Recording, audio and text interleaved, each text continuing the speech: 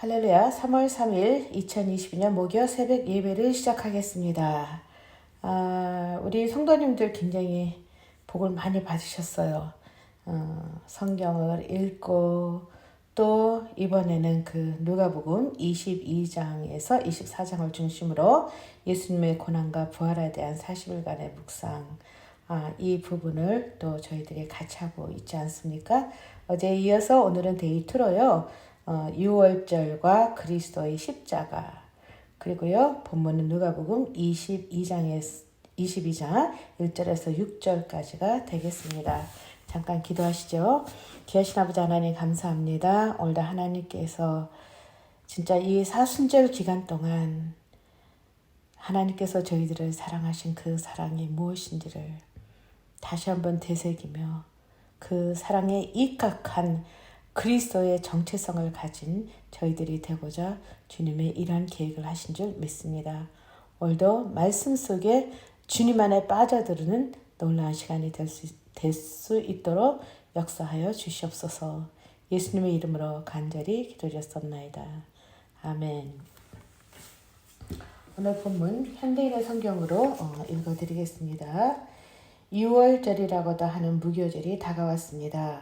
대제사장들과 율법학자들은 예수를 없앨 방법을 모색하고 있었습니다. 그들은 백성들을 두려워했기 때문입니다. 사탄이 그 12 중 하나인 가롯이라는 유다에게 들어갔습니다. 유다는 대제사장들과 성전 경비대장들에게 가서 어떻게 예수를 그들에게 넘겨줄지를 의논했습니다. 그들은 기뻐하면서 유다에게 돈을 주기로 약속했습니다. 유다도 이에 동의하고 무리가 없을 때 예수를 그들에게 넘겨주려고 기회를 엿보고 있었습니다. 아멘. 자, 오늘 이 본문을 토대로 한 저자 해설 및 묵상에 대해서 잠깐 생각해 보시죠. 6월절은 영어로 패스오버라고 하고요. 이것의 그 내용은 출애굽기 12장 1절에서 14절 그리고 21절에서 28절까지 자세히 나와 있고요. 또 유대인의 달력으로 첫 달인 니산월이라고 하는데 이 니산월은 유대력으로 4월 달쯤이 되겠습니다. 그래서 14일째 저녁에 지키는 것으로 되어 있습니다. 6월절을 지키는 목적은 이스라엘 백성을 이집트의 종살이에서 구원하신 역사를 기억하고 감사를 드리고자 하는 것에 있고요. 또 여기에서 무교절이라고 하는 것은 나오는데요. 이 무교절은 Feast of Unleavened Bread라고 하는 영어로 그렇게 표기를 하고 있고요. 이것 또한 출애굽기 12장 15절에서 20절까지가 나와 있습니다. 그래서요, 이 6월절에 바로 이어 일주일만 지키는 이 기간에는 그 누룩이 없는, 즉 얘기해서 그 부풀리는 빵, 즉 이스터가 없는 빵, 무교병을 먹어야 한다고 그렇게 성경에 나와 있습니다. 유대인들은 이 두 절기를 불가분의 관계로 하나의 절기로 보고 있습니다. 이것을 통해서 예수님의 순환과 죽음을 구약의 6월절과에 연결하여 묵상하면 그 예수님의 정체성과 그의 고난의 의미에 대한 매우 중요한 암시를 발견하게 됩니다.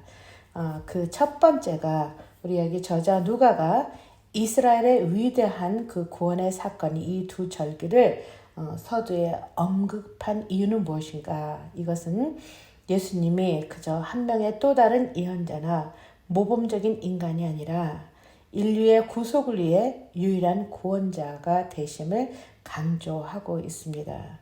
특별히 예수님이 유월절을 기념하는 식사를 자신의 순환과 연결하여 그 해석한 것은 예수님의 신성에 대한 강력한 암시로 하나님 외에 어떤 존재를 중심으로 이스라엘에 베푸신 구원의 은혜를 기념하는 6월절에 비추어서요.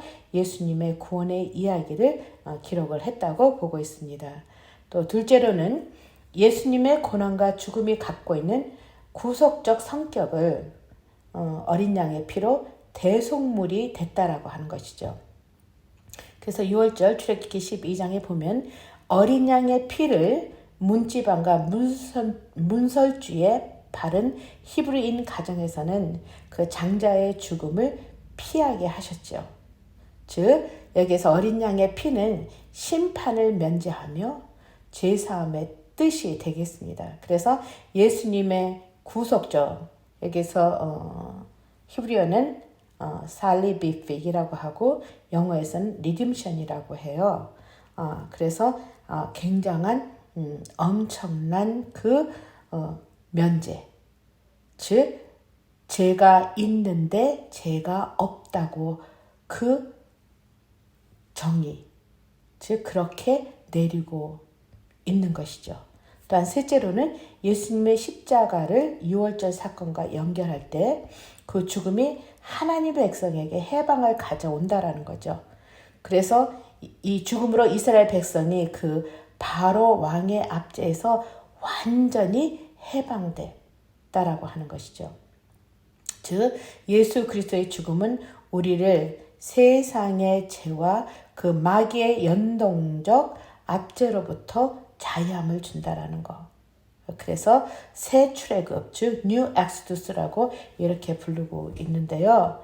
물론 이러한 해방의 완성은 예수 그리스도께서 다시 오실 때이지만 그러한 해방의 역사는 지금도 이 시간도 시작되어 완성을 향해 달려가는 현재 진행형의 역사라는 것이죠.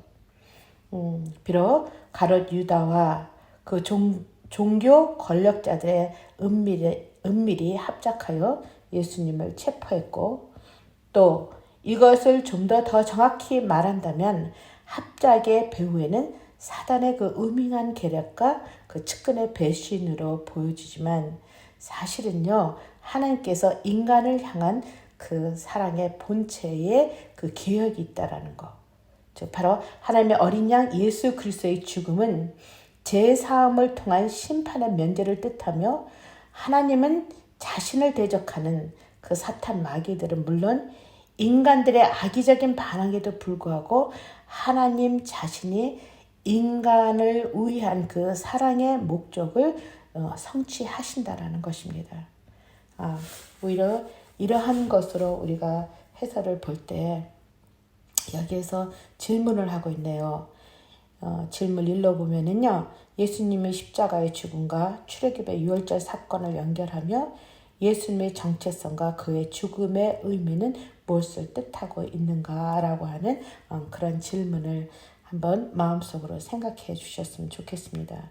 이것은 이미 앞에서 이 묵상 해설에서 이미 전부 다 설명을 해드렸습니다. 또 질문 두 번째는 어떻게 하면 유월절 어린 양이신 예수 그리스도와 그의 죽음의 의미에 대해 특정 절기 또는 주일만 아니라 매일 묵상하며 지낼 수 있을까? 이 두 가지 질문을 한번 마음속으로 생각하시면서 이번 사순절을 통해서 하나님께서 우리에게 주시고자 하는 것은 무엇인가? 제가요 처음에 우리 그 연동 목사님께서 이것을 이번 새벽 예배 때 하자고 얘기를 해서 그러니까 누가복음 여기 22장에서 24절이면 2장이잖아요. 그죠? 이 절기를 가지고 계속 하게 된다면 조금 흥미를 잃지 않을까 그런 생각을 했었는데, 가만 생각해 보니 이거보다 더 큰 사건이 어디 있겠습니까?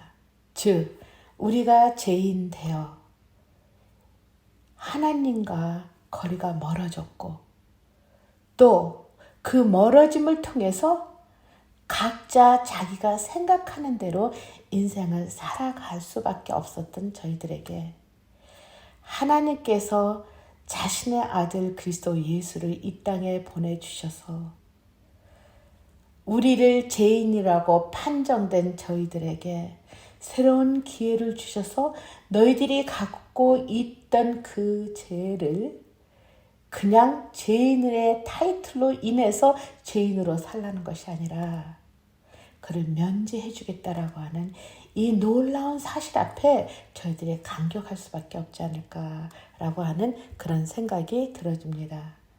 그래서요, 오늘 이 묵상한 말씀을 가지고요, 다시 한번 생각을 하시면서 참으로 크신 하나님께서는 저희들을 사랑하시는 방법도 인간이 도저히 생각할 수 없는 방법으로 진행을 하셨다라는 거예요. 우리가 지금 계속해서 통독을 하고 있는데 지금 계속해서 민수기 읽고 있잖아요. 거기에서도 보면 그 제사물, 양이나 소나 비둘기나 그런 여러 가지로 인해서 나 대신을 죽는 그러한 가정이 단 이례적인 그리스도 예수를 믿음으로 말미암아 그 희생의 피로 저희들의 그 모든 죄가 없어졌다라고 한다고 하는 이 사건은 진짜 임팩 중에 임팩이 아닌가라는 생각이 들어집니다. 그래서 이번 이 사순절 동안 하나님의 그 사랑, 그리스도 예수의 희생 제물로 저희들을 대속해 죽이신 그 십자가의 사건이 저희들에게 얼마나 큰 간격인지 다시 한번 깊이 생각하는 그런 시간이 되었으면 참 좋겠습니다. 기도하겠습니다. 참으로 귀하신 아버지 하나님 감사합니다. 하나님께서 저희들에게 주신 그 유월절 어린 양이신 예수 그리스도를 왜 저희들에게 주셨고 왜 그가 그렇게 죽어야만 했었는지를 다시 한번 생각하는 놀라운 시간이 되기를 원합니다. 주님, 저희들의 마음과 생각을 만져주시고 이번 이 사순절 이 묵상을 통해서 다시 한번 그리스도 예수의 놀라운 사랑을 저희들의 입술로 고백하는 놀라운 시간이 될 수 있도록 인도해 주시옵소서. 예수님의 이름으로 간절히 기도드렸습니다. 아멘.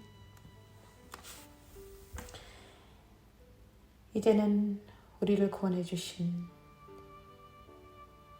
그리스도 예수의 은혜와 하나님의 그 크신 사랑과 성령의 교통, 감화, 감동하심이 이번 40일 하나님의 말씀의 묵상 이것을 통해서 다시 한번 깨달으며 그리스도 예수의 자녀된 삶이 얼마나 기쁨인지를 만끽하는 우리 아름다운 교회 모든 성도님들과 그리고 이 예배를 같이 드리는 당신의 귀한 백성들의 영원히 함께 하옵시기를 간절히 축원하옵나이다.